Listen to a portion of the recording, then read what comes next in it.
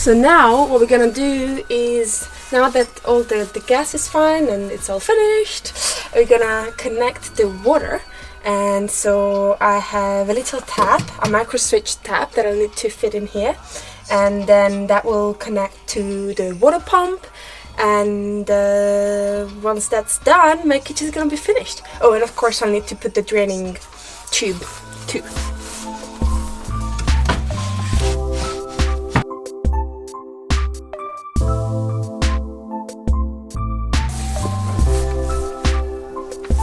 So the tap is in. It makes a really annoying squeaky noise, so I think I'll need to put some oil or something. And it's super easy to fit it in.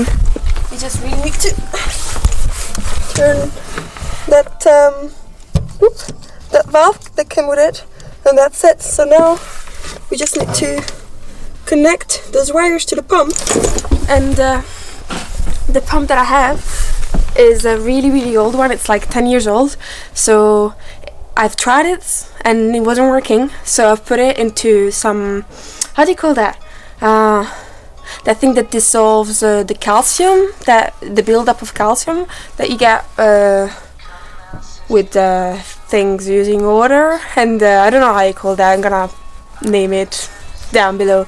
And so I've left it for 2 days, hoping that it will dissolve whatever it's in the little vent that turns, and let's see if it works. If it doesn't, that's fine, I'll have to buy a new one.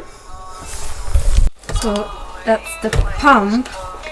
So as you can see, the vent here isn't turning very smoothly, so I don't know. It feels like there's still build up in it, so we're gonna try. So I've connected everything and the switch works, but no signs of the pump. So I think it is an issue with the pump. I mean, it's to be expected if it's 10 years old, but yeah, I'll have to buy a new one. Sad times.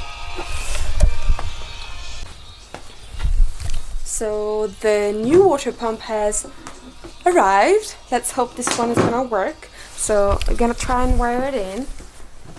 There's a blue whoop and a brown wire. It doesn't say which one is which, but I'm gonna look it up online.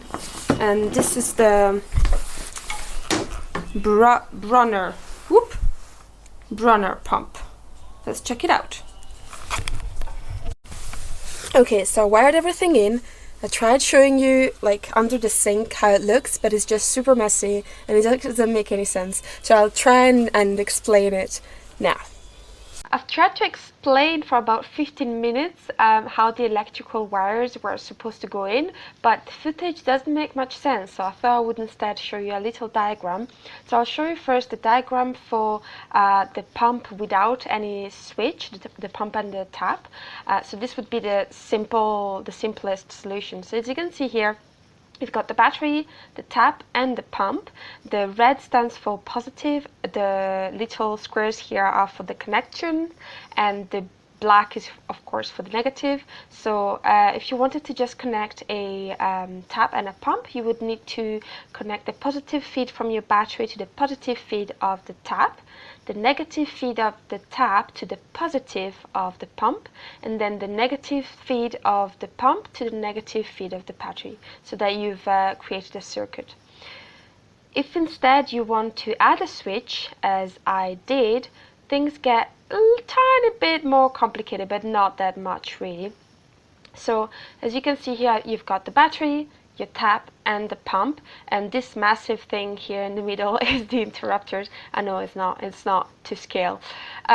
So as I mentioned, the first plug or metal bit on the interrupter is a brass one, and that's where the earth needs to go from your battery. The second one is the positive feed from your battery, so again positive feed coming from the battery, and then the last one, or the further away from the brass one, is your positive feed from your appliance that you're trying to power, so in this case the tap. So you will connect your positive feed from the tap to the last metal bit, an interrupter, and then the negative bit of the tap will need to be connected to the positive of the pump, and then the negative of the pump will need to be earthed. In my case, I've connected this the negative wire of the pump with the negative wire of the battery, and I connected them directly into the first brass metal bit. But if you wanted, you could just find a suitable place in your van where you could earth it. Okay, so here's the switch that I haven't fixed yet. So after all this talking, I guess it's time to see if it's actually working, shall we? Okay, so let's switch on the switch. The pump is here. It's not connected to any water, I just want to see if it works. Woohoo! Seems to be working. Let's try with some water. So the next thing that we need to do is just to connect this to the tap. And I'm just gonna fix it with a Jubilee clip, and then we'll be done. The freshwater cable is fixed to the sink input with a Jubilee clip. Okay, so next we gotta fit the drainage of the sink, and we're just gonna screw it in this plasticky thing.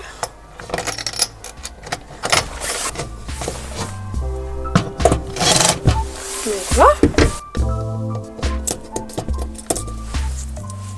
So then I will be collecting my wastewater tube to this, once again fixing it with Jubilee clips.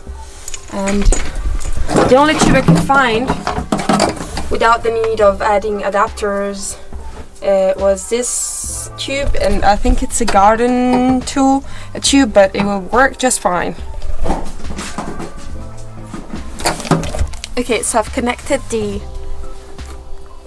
waste pipe to the wastewater tank, and now I have a fully functioning sink.